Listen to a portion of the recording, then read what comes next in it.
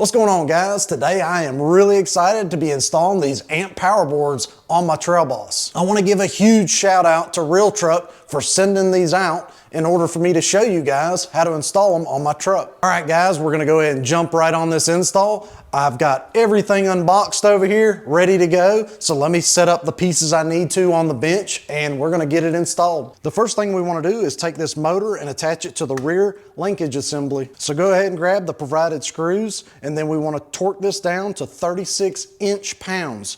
Be sure not to over tighten it. If the gears don't line up when you're trying to put this down, just kind of move the arm just a little bit.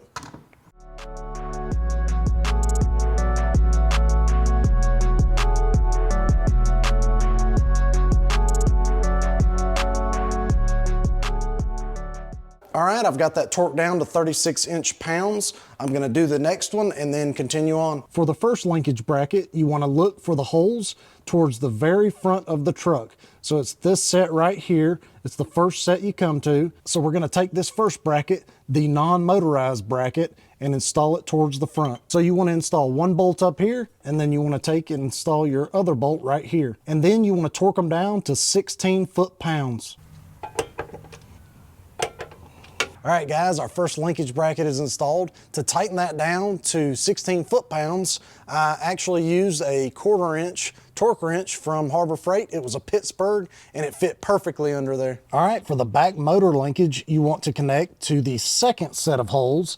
That's these right here. So you'll see those holes and then you'll go right over to the second set. And that's where the second bracket will go. When you're looking for the right linkage bracket for the driver's side, it's the one where the motor goes towards the front of the truck. And now make sure you torque it down to 16 foot-pounds.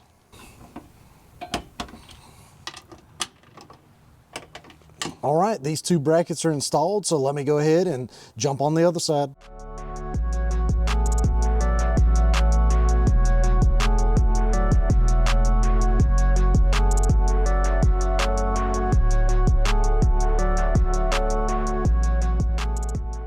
All right, guys, it's time to install the boards. So what you want to do is take this little piece right here, and that will fit right inside this slot right here. And then you'll take your screws and go up from the bottom.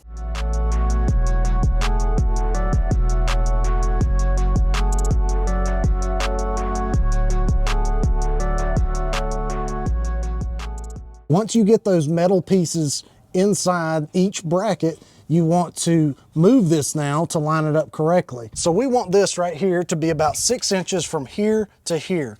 So grab your measure tape. We're sitting around 8 inches. So I'm gonna go ahead and slide it that way in order to get to that 6-inch mark.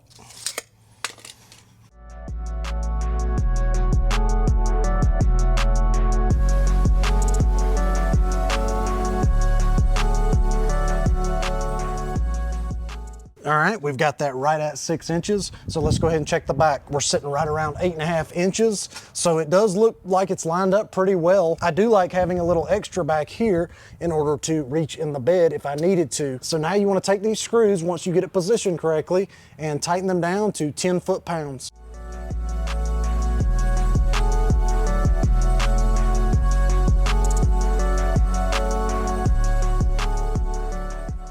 All right, we've got them all torqued up and they are looking pretty good right now. So I'm gonna jump on the other side, finish that up, and then we'll start wiring them up.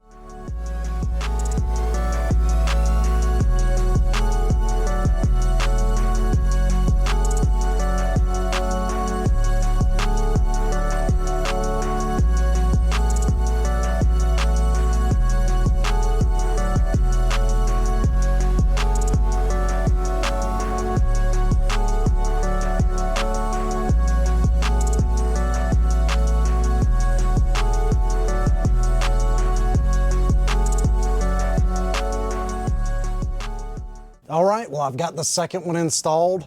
I do want to say it was a little bit of a pain lining that up. Don't make the same mistake I did. Make sure when you're installing this board, you have the linkages all the way down.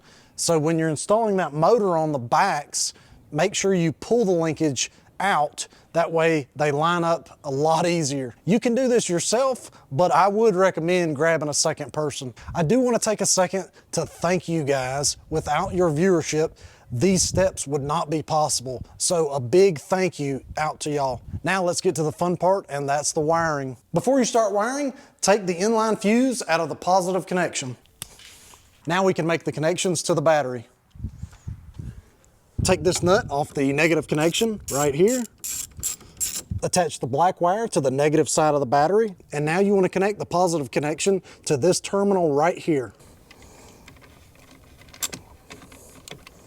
We're going to take the control module and we're going to slide it right here beside the battery. Let's go ahead and make the connections. Make sure everything clicks into place. Now let's slide this in position to live right here beside the battery.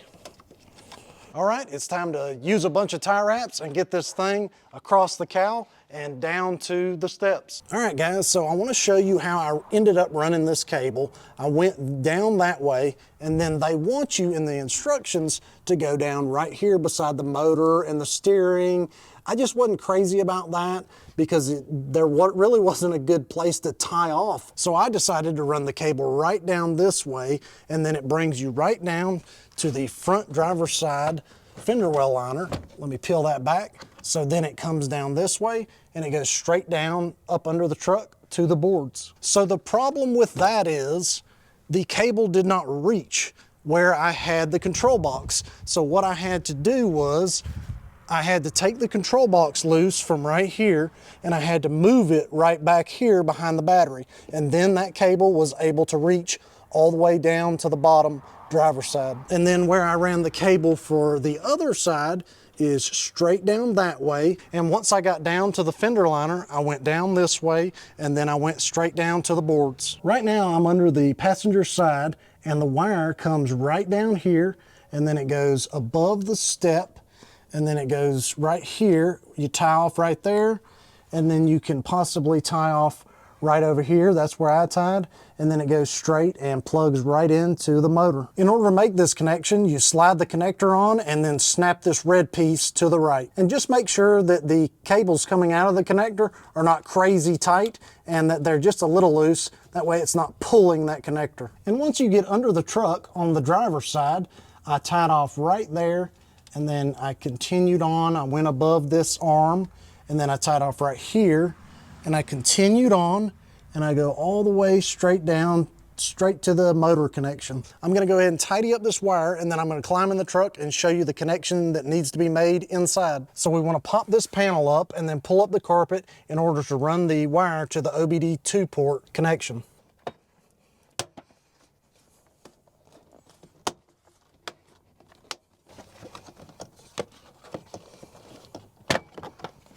So I was able to pop this piece up, and then right under there is where we want to come up from the bottom of the truck. Take you a small screwdriver and stick that down through. And right here you'll see where the screwdriver came through. So we're going to attach the purple wires to that and run the wires into the cab. All right, I pulled that through with the screwdriver, and now we're in the cab. In order to route these purple cables up to the OBD2 port, we want to pop this loose.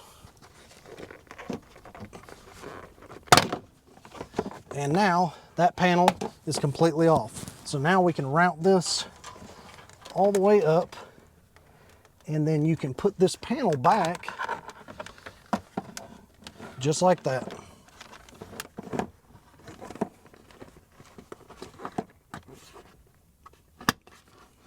All right, now we just want to pop this back down, and then take your side piece right here,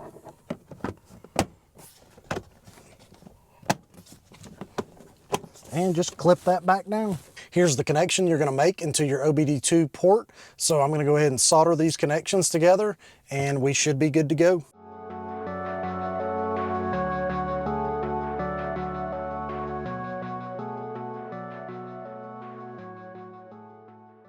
All right, we're ready to plug it in and test it out. All right, so now it's time to plug in the fuse and see if these bad boys work. So I heard a little bit of motion when I plugged that fuse in. Here is the true test. Thank God. Now let's shut the door. 1, 2. And we have success, and it's pretty daggum cool. Now let's check out the driver's side. Okay, I'm not gonna lie, this is probably my favorite upgrade so far. Just seeing that step deploy just brings a smile to your face.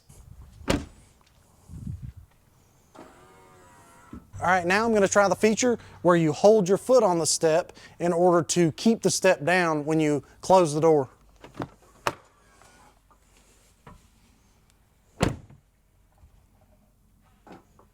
All right, well that worked perfect. Okay, so there is the option to install these lights drilling through the truck to the outside, but I'm gonna hold off on these because I wanna see if my underglow lighting is enough to illuminate the steps. Now that it's dark outside, let's see if the underglow lights work well with the steps. And wow, yes. As you can see with this step down, that underglow allows for plenty of light. So I don't know that I'm gonna actually add those little LEDs. So I'll think on that and I might add them down the road, but I think this works perfect. So another option I have is to go back and wire up the LED underglow lights to the actual connections on the steps if I want to get rid of the fuse tap that I made for the underglows to come on with the fog lights. All right guys, well I am finished up here. This is awesome. Those steps are, I don't even know how to explain it. They're really cool on the truck. They definitely give the truck a more sleek look, and not having that drop step actually makes the truck look like it sits higher. And let's be honest, everybody can use the appearance of a couple more inches. If you want to get your hands on these steps, I'll leave a link in the description below. So I've got a big mess to clean up behind me. So if you enjoyed this video, make sure you hit the thumbs up. And if you haven't subscribed already, go ahead and do so. Until next time, see y'all.